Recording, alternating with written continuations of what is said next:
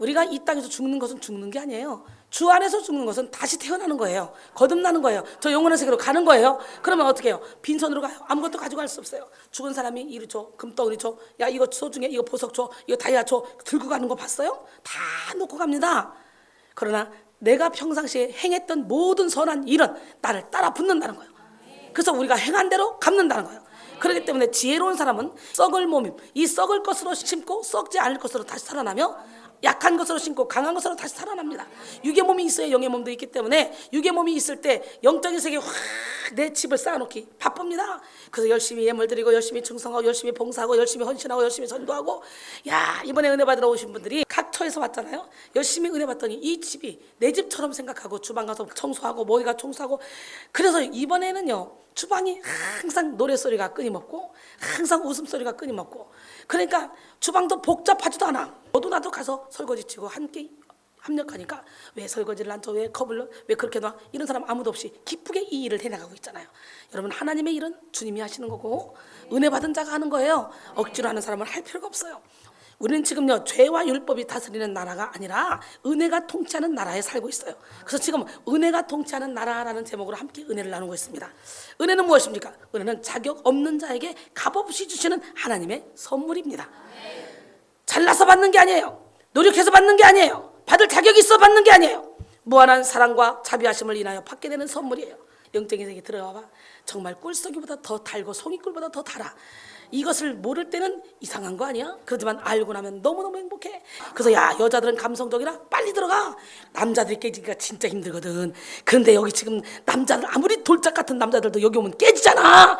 그러니까 꾸준히 오기만 하면 되는 거예요. 여러분, 깨져야 돼요. 부서져야 돼요. 무너져야 돼요. 그럴 때 내 안에 계신 그 주님이 빛을 발하기 시작하는 거예요. 그럴 때 나도 모르게 이 기쁨이, 감사가, 행복이 넘쳐납니다. 하나님의 무한한 사랑과 그 자비하심을 인하여 받게 되는 선물, 공짜. 그런데요, 이 예수 믿는 것은 공짜인데, 은혜로 받는 건데, 이 공짜가 결코 공짜가 아니야. 가격이 너무 비싸서 먹일 수가 없는 거예요. 가격을 어떻게 예수님을 가격으로 먹여? 그래서 공짜인 거야.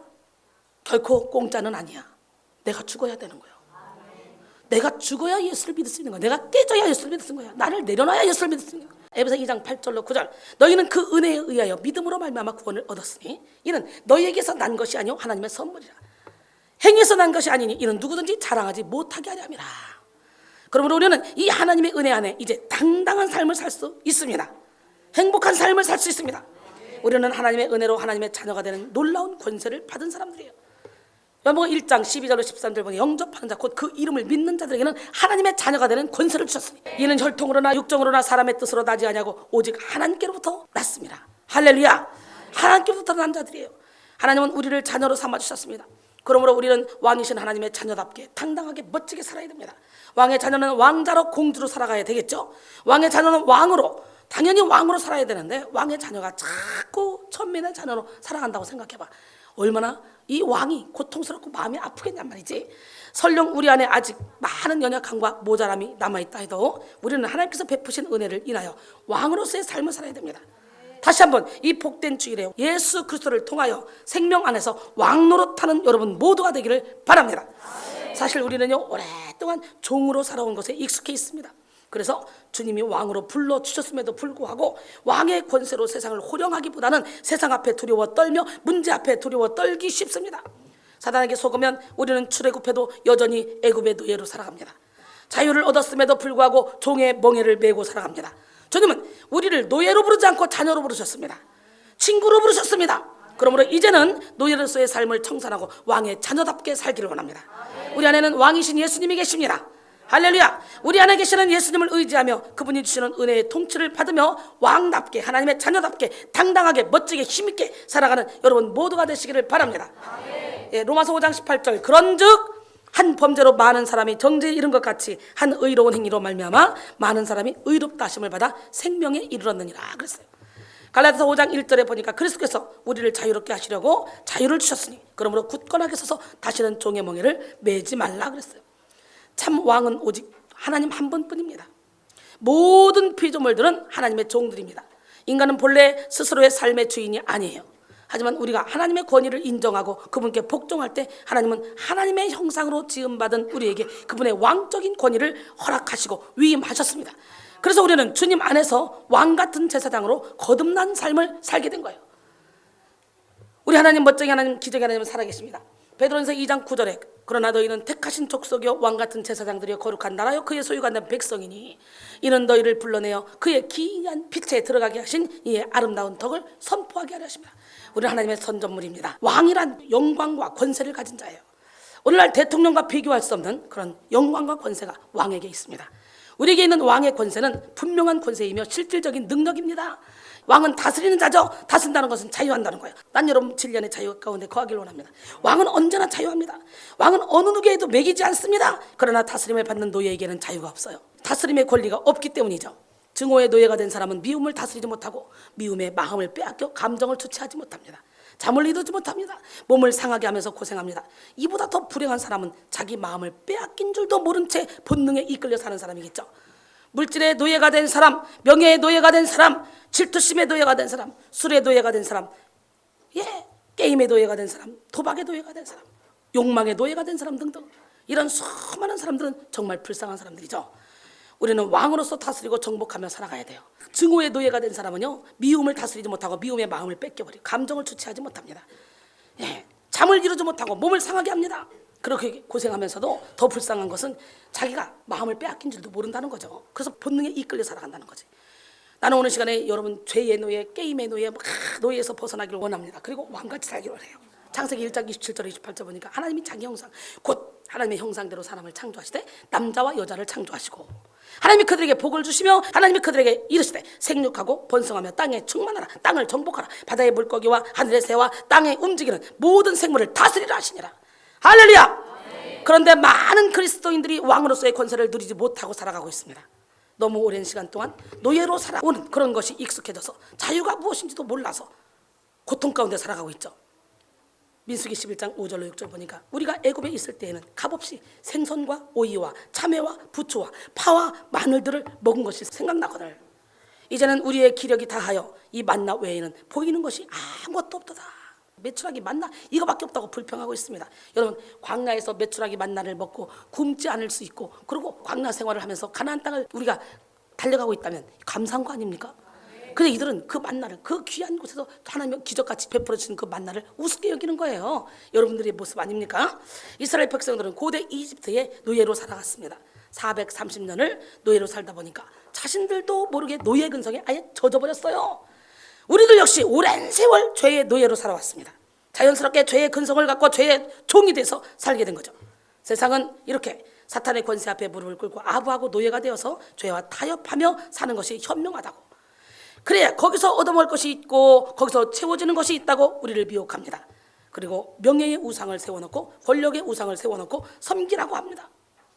이 굴레에서 벗어난 사람이 그렇게 많지 않아요.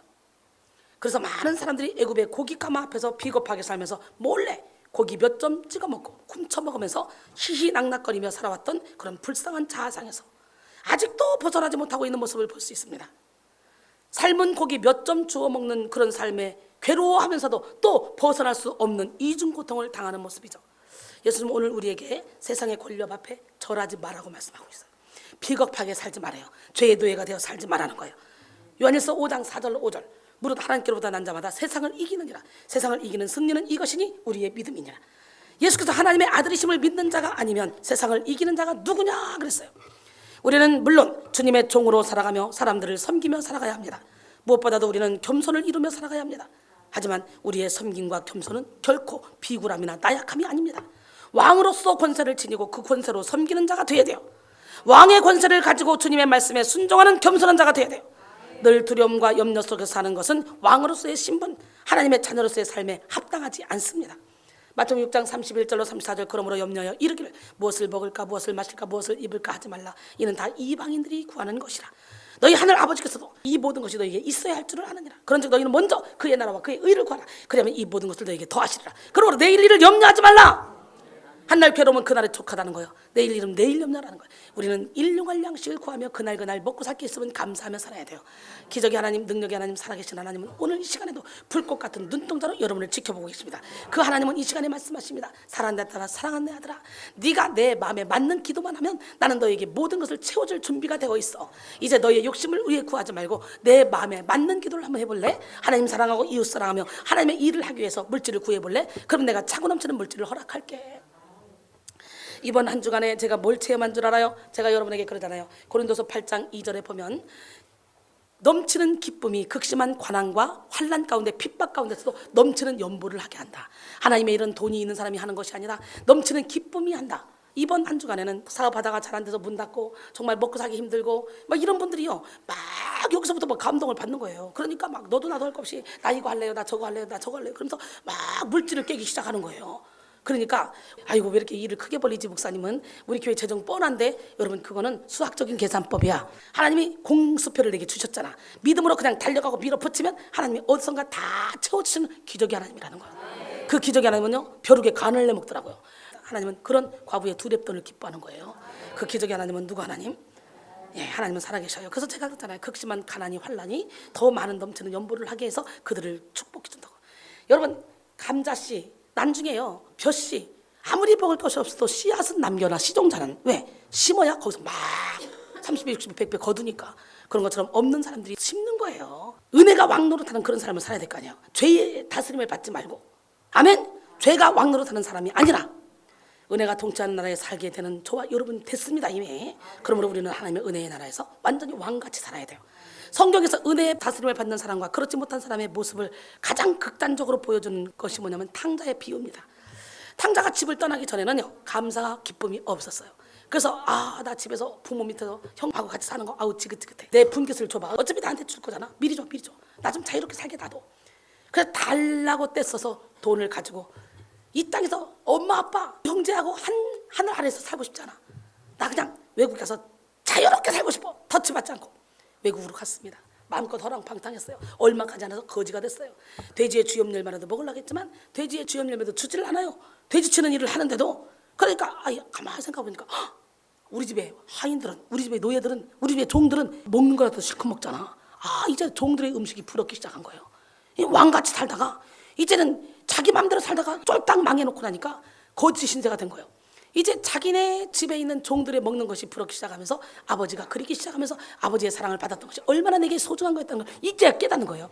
왜 그렇게 꼭 지지리궁상으로 이렇게 실패 보고야 깨닫냐?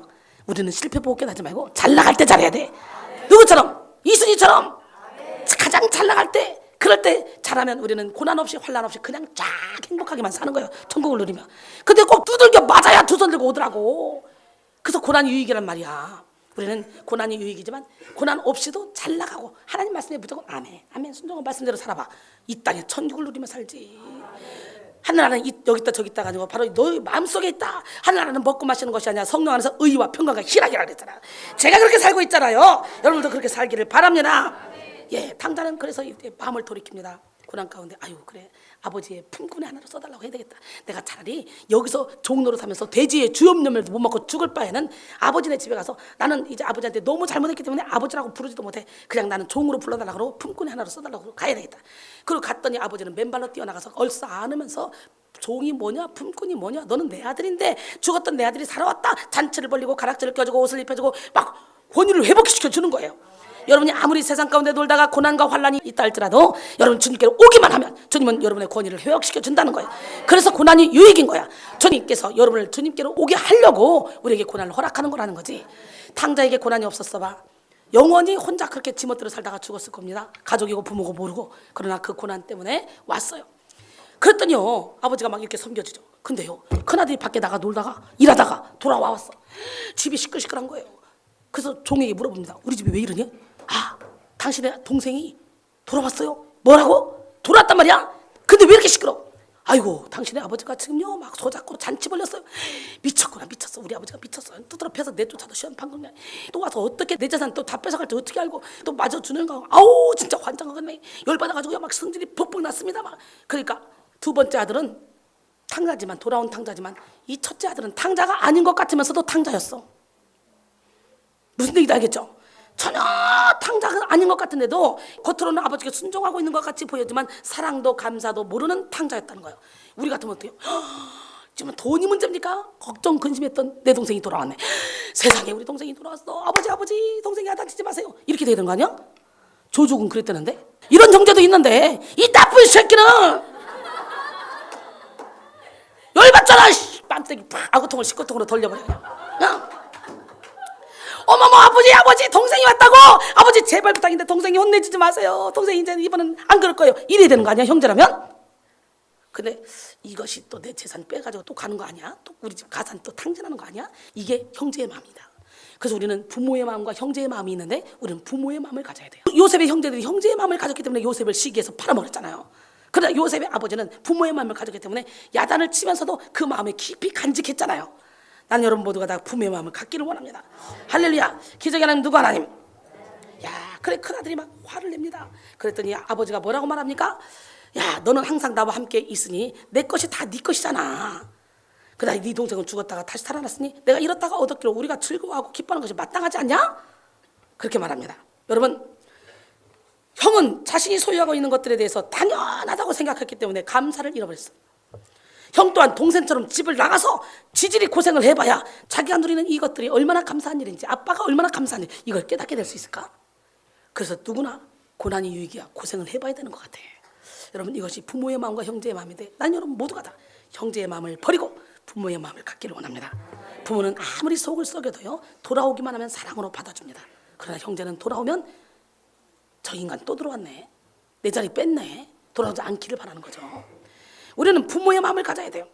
인간이란 존재는 시간이 흐르거나 자기 공로가 조금이라도 들어가면 은혜를 잊고 교만하기 쉬운 착각의 존재입니다. 그런 사실을 예수님의 비유 속에 등장하는 포도원 농부들을 통해 확인할 수 있는 거예요. 그들은 자신들이 고용된 위치에 있음을 망각하고 주인의 아들을 죽여서 포도원을 차지하려는 욕심을 부렸습니다. 그들은 자신이 누구였는지를 잊고 교만해지고 악해졌어요 아주.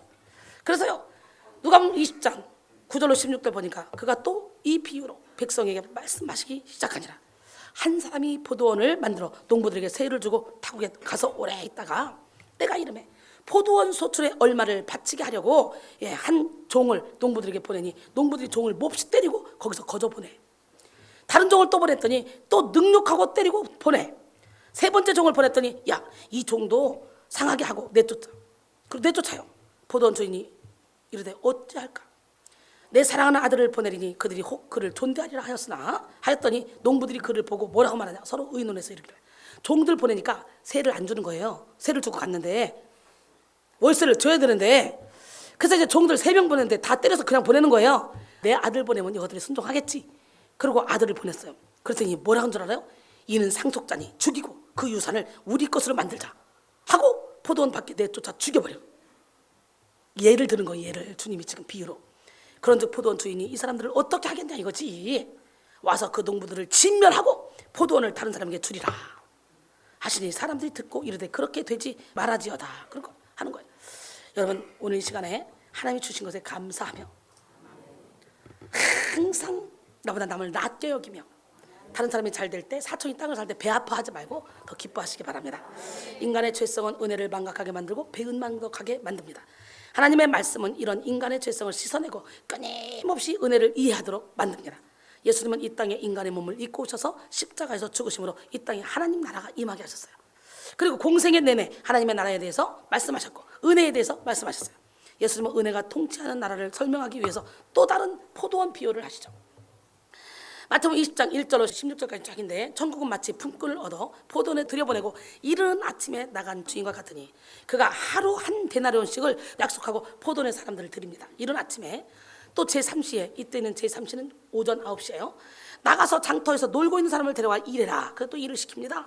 그들에게 이르되 포도원 가서 일하라. 내가 상당한 품값을 주리라. 또 제6시 오전 12시 또 제9시 오후 3시에 계속적으로 나가서 그와 함께해서 사람을 끌어들입니다. 그래서 일하게 시킵니다. 근데요 제11시 오후 5시에도요 일거리를 못 찾아서 서성거리고 있는 사람이 있는 거예요. 어떻게든지 일거리를 찾아야 먹고 사는데 포기하고 들어가 자빠져 자는 게 아니라 일거리를 찾으라고 저녁 때까지 5시까지 그 사람을 보고 너도 와 우리 포도원에서 일을 해. 그래서 일을 했습니다. 그런데 6시에 일이 다 끝났어. 이제 계산을 합니다. 먼저 5시에 온 사람부터 계산을 해요. 와서 한 데나리온을 주는 거예요. 그러니까 이른 아침에 온 사람들이 와, 1시간 일했는데 한 데나리온? 우리하고 한 데나리온 약속했잖아, 하루를.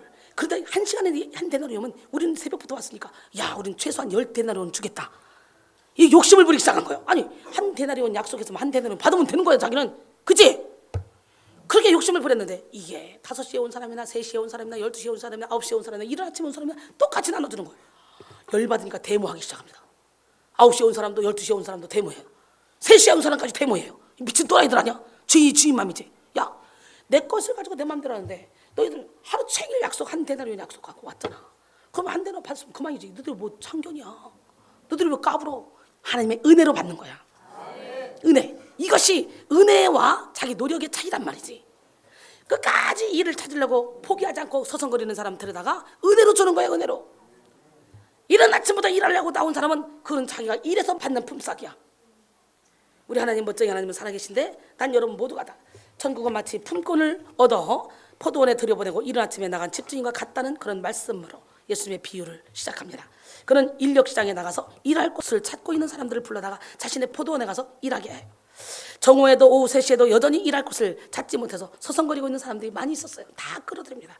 근데 오후 5시까지도 일할 곳이 없어서 서성거리고 있어요. 찾아들여. 그리고 그들에게 품값을 지급합니다. 늦게 온 사람부터 착착착 지급하는데 먼저 온 사람들로서는요, 여러분 같아도 불평하겠죠. 불만하겠죠. 어떻게 하루 종일 일한 사람과 고작 1시간 일한 사람을 똑같이 취급합니까? 그러니까 주인이 말하죠. 개의치 않고 따지니까, 야, 내가 뭘 잘못했는데 약속한 대로 정확하게 한 데나리온 주지 않았냐? 내 것을 가지고 내 맘대로 하는데 네가 뭔 상관이야? 그렇습니다. 오직 은혜로 용서받고 또 구원받고 은혜로 치료받았는데 뭘 더 달라고 하는 거야? 뭘? 은혜로 여기 와 있는데 여러분이 구원받는 것만 또 얼마나 감사한 일이야. 뭘 더 달라는 거야? 주님은 이 세상에 은혜를 주시려고 오셨어요. 이 세상을 은혜로 고치시고 살리려고 오셨어요. 그래서 주님은 제자들을 불러 세우셨던 거예요. 그런데 문제는 제자들이 아직 그 은혜를 제대로 이해하지 못한 것입니다. 그들은 하나님과의 관계도 계약 관계로 생각했어요. 내가 하나님을 위해서 무엇을 해야 내게 축복을 주실 것이다. 얼마만큼 충성하면 하나님께서 그에 따른 무언가를 해주실 것이다. 내가 헌금했으니 하나님께서 내가 물질을 주실 것이다. 이런 생각이 그들을 지배하고 있던 거예요. 진짜 큰 축복은 우리의 영혼의 축복이에요. 그런 제자들을 깨우쳐 주시려고 하나님은 이 말씀을 들려주신 것입니다. 우리는 예수님의 말씀을 통해 은혜를 배워야 돼요. 진리를 깨닫고 은혜가 통치하는 나라로 들어가야 됩니다. 은혜가 통치하는 나라 사람은 교만하지 않습니다. 비교하지 않습니다. 나는 내 것만 받으면 되는 거야. 내가 일한 것만 받으면 되는 거야. 이것도 족한 거야. 여기서 불러주기만 해도 감사한 거야. 천국의 일꾼은 남과 비교하려는 생각을 가진 사람이 아닙니다. 또한 자신의 공로를 내세우려는 생각을 가진 사람도 아닙니다. 좀 뭘 얻으려는 생각으로 사는 사람도 아닙니다. 은혜의 나라에 사는 사람에게는 그저 자신에게 주어주신 그 은혜가 너무 크고 놀라울 뿐, 죽을 수밖에 없는 생명을 살려주시고 왕같은 제사장으로 세워주시고 무한한 은혜를 누리게 해주시며 그저 그 은혜가 위대할 뿐. 먼저 된 자가 나중 되고 나중 된 자가 먼저 되잖아요. 제가요 아무 계산 없이 하나님을 섬기고 있잖아요. 그래서 저를 구원해 주신 그 하나에 너무 감사하고 저를 통해 능력을 나타내서 영혼을 살리는 그 하나에 너무 감사해서 솔직히요, 주의 종에게 돈이 들어오면 주의 일을 하는 데 쓰지 딴 데 안 씁니다. 제가 돈 쓸 일 어디 있어요? 찜질방도 안 가는데 요즘에. 하나님 나라 세우는 일에 씁니다. 은혜가 통치하는 나라의 사람은 감격합니다. 작은 일에도 감격해요. 우리는 하나님의 은혜로 은혜가 왕노릇하는 나라에서 지금 살게 됐어요. 은혜가 왕노릇하는 나라에서 왕의 자녀로 살게 된 거예요. 그러므로 우리는 먼저 우리를 이렇게 불러주신 주님의 은혜에 감격해야 돼요. 포도원 일꾼들에게 먼저 요구되는 것은 일할 곳이 없었던 그들에게 일하도록 부름받은 거, 그것만 감사해야 되는데 남이 잘 되는 거 배 아픈 거예요. 1시간 일하고 나하고 똑같이 받아? 나는 분명히 품삯을 정하고 왔어. 그럼 나는 그거 이상 욕심을 부리면 안 되는 거야. 맞지? 근데 남이 받는 거 보고 욕심이 딱 나? 어이씨 뭐야? 그러니까 상대방하고 비교하니까 내가 작아 보이고 자존심 상하는 거예요. 그러니까 욕심을 부리기 시작하는 거지. 그러면 안 된다는 거예요. 그냥 감격해야 돼. 일할 수 있음에 감격. 사랑하는 성도 여러분, 우리는 죄의 다스림을 받는 삶을 살다가 이제 은혜가 왕노릇하는 나라에서 살게 됐습니다. 어찌 감격하지 않을 수 있겠습니까? 이 시간에 감격합시다. 더욱 감격합시다. 여기 와 앉아있다는 거 그것만으로 감격합시다. 교회가 다 교회입니까? 성도가 아무리 많고 교회가 아무리 많아도 그냥 시간대로 그냥 가까운 데 가자 하는 사람들이 있겠지. 그러나 교회라고 다 교회가 아니에요. 영혼을 살리는 교회가 있고 영혼을 죽이는 교회가 있고 영혼을 그저 아주 무지하게 그냥 방치해 놓는 교회가 있어요. 싹꾼들이 많아요. 저는 여러분이 듣기 싫다 할때라도 바른말 딱딱하면서 여러분을 영혼을 살리고 영혼을 깨우고 있잖아요. 기적의 하나님은 살아계십니다. 그 다음에 은혜가 통치하는 나라의 사람은 최선을 다해 사명을 감당하는 사람이에요. 우리는 은혜에 감사하는 마음으로 사명을 감당해야 돼요. 포도원에서 일한 일꾼들은 대체로 두 부류의 사람들로 나눌 수 있어요. 받은 바 은혜에 감사하는 마음을 가지고 일한 사람들이 있는가 하면 단순히 계약으로 생각하며 일하고 더 달라고 불평하는 사람들도 있다는 거지. 같은 공간에 있어도 어떤 사람은 은혜의 나라에 거하고 어떤 사람은 공로의 나라에 거하는 거예요. 은혜의 나라에 거한 사람들에게는 모든 것이 은혜이기에 무한한 은혜에 감사하는 마음을 가지고 사명을 감당하게 됩니다. 은혜의 나라에 사는 사람에게는 이것도 은혜요 저것도 은혜입니다. 건강도 은혜요, 병든 것도 은혜입니다. 성공도 은혜요, 실패도 은혜입니다. 형통도 은혜요, 어려움도 은혜입니다. 이들은 독생자 예수 그리스도를 주시기까지 사랑하시는 주님의 사랑을 믿기에 모든 것을 은혜로 이렇게 받습니다. 주인의식을 가지고 은혜의 나라 살면 막 제자들을 키우는데 다 쏟고 싶어. 그래서 저는요, 제자들이 불편 없이 착착착 주의 일을 할 수 있도록 밀어주고 싶어서 재정이 생기면 먼저 제자들의 필요를 채워줘야지. 이쪽에 먼저 집중이 돼 있어요. 제자 양성에 먼저 집중이 돼 있어요. 그러기에 여기까지 올 수 있었던 거예요. 인간적으로 이 수학적인 계산법으로 보면 말도 안 되는 또라이입니다. 그러나 하나님 편에서 보면 이것이 더 장기적인 큰 일을 하는데 아주 지혜로운 거예요. 봐요. 이렇게 해서 목사님들을 탁탁탁 세워놓으니까 이들을 통해서 교회를 착착착 세워갈 수 있는 거 아닙니까? 그게 얼마나 큰 일을 할 수 있습니까? 같은 공간에 있어도 어떤 사람은 은혜의 나라에 거하고 어떤 사람은 공로의 나라에 거하며 살아가는 거죠. 은혜의 나라에 거하는 사람에게는 모든 것이 은혜이기 때문에 무조건 무한대로 감사하는 마음만 생겨요. 완전한 귀머거리가 되어 피아노에 귀를 대고 진동을 느끼며 작곡했던 베토벤은 자신의 전성기 시절을 뛰어넘는 곡을 막 써냈습니다. 안 들릴 때 앞을 보지 못했던 크로스비 여사는 자신의 간증을 곡으로 남겨서 수많은 찬송가를 만들었습니다. 지금 우리가 처한 환경이 아무리 지치고 고날지라도 주님이 주신 은혜는 언제나 우리의 삶 속에 머물러 있습니다. 은혜의식이 없으면 현재 주어진 것들에 대해서 행복함을 맛보지 못합니다. 인간의 마음이라는 것은 항상 부족한 것을 바라보고 불만족스러워하기 때문입니다. 그러나 은혜로 값없이 주어졌다 생각하면 감사가 우러나고 무한한 행복감을 맛보게 되죠. 그러므로 은혜를 아는 사람은 최선을 다해 사명을 감당할 수밖에 없어요. 사도 바울이 그러죠. 그러나 내가 나 된 것은 하나님의 은혜로 된 것이니 내게 주신 그의 은혜가 헛되지 아니하여 내가 모든 사도보다 더 많이 수고하였으나 내가 한 것이 아니요 오직 나와 함께 하신 하나님의 은혜로라 그랬어요. 은혜를 말하면서 하나님의 뜻과 관계없는 삶을 사는 사람은 은혜를 아는 사람이 아닙니다. 은혜를 이유로 반복하여 죄를 짓고 사명을 소홀히 여기는 사람도 은혜를 아는 사람이 있어요. 진실로 은혜를 한다면 힘을 다해 생명을 다해 사명을 감당하게 됩니다. 은혜가 너무 큰데 은혜가 너무 감사한데 감사를 표현한 최고의 길이 사명의 길이라는 것을 알고 감당하게 된 거죠. 사명을. 한번 저를 보세요. 제가 저 개인적인 유익을 위해서 뭘 하는 거 있나 보세요. 나의 삶 모두가 다 생명까지 바쳐졌어요. 내가요 날마다 해산하는 수고를 하는 거 여러분 아십니까? 뼈를 깎아요. 잠 안 자요. 나를 위해서 내 몸 쓰지 않아요. 물질 나를 위해서 쓰지 않아요. 생명 걸고 여러분을 위해서 써요. 여러분을 위해서 가요. 그래서 하나라도 더 말씀을 잘 전해서 잘 먹여야 되려고. 여러분 이제 우리가 사는 것은 오직 주님의 은혜로 말미암아 사는 거예요. 또한 장차 저 천국에 가서 해같이 빛나게 살 소망을 갖게 된 것도 오직 주님의 은혜로 말미암은 것입니다. 우리는 더 이상 죄가 왕노릇하는 나라에 살아서는 안 됩니다. 은혜가 왕노릇하는 나라에 돌아왔으면 이제는 죄가 나를 다스리지 못하도록 왕같이 살아야 돼. 우리에게 남은 것은 받은 바 주님의 은혜에 감사하며 사는 거예요. 그리고 그 은혜의 소식을 널리 전파하는 거예요. 은혜의 나라에 사는 사람들은요 절대로 비교하지 않습니다. 작은 일에도 감격합니다. 절대적인 품격을 누립니다. 은혜의 나라에 사는 사람들은요 날마다 행복하게 기쁘게 즐겁게 최선을 다해 사명을 감당합니다. 주의 일을 할 때 주방 일을 할 때 기쁨으로 하는 거예요. 이번 주에 은혜의 나라에 살도록 밀어줬더니 이 모든 사람들이 잠을 못 자면서 하루에 3번씩 예배를 드리면서 새벽기도 설교를 1시간 했어요. 제가요. 할렐루야. 그러니까 막 사람들이 사방에서 막 꽃이 피기 시작하는 거예요. 열매를 맺기 시작하는 거예요. 그러니까 뭐 어저께는 다 열매를 맺어가지고 다 합심해서 하나가 돼서 움직이고 있더라고요. 여러분 이 시간 은혜가 통치하는 나라로 깊이 들어갑시다. 은혜를 누립시다. 은혜의 감격으로 사명을 감당하고 빛을 발합시다. 그런 기적의 주인공들이 다 되길 원합니다.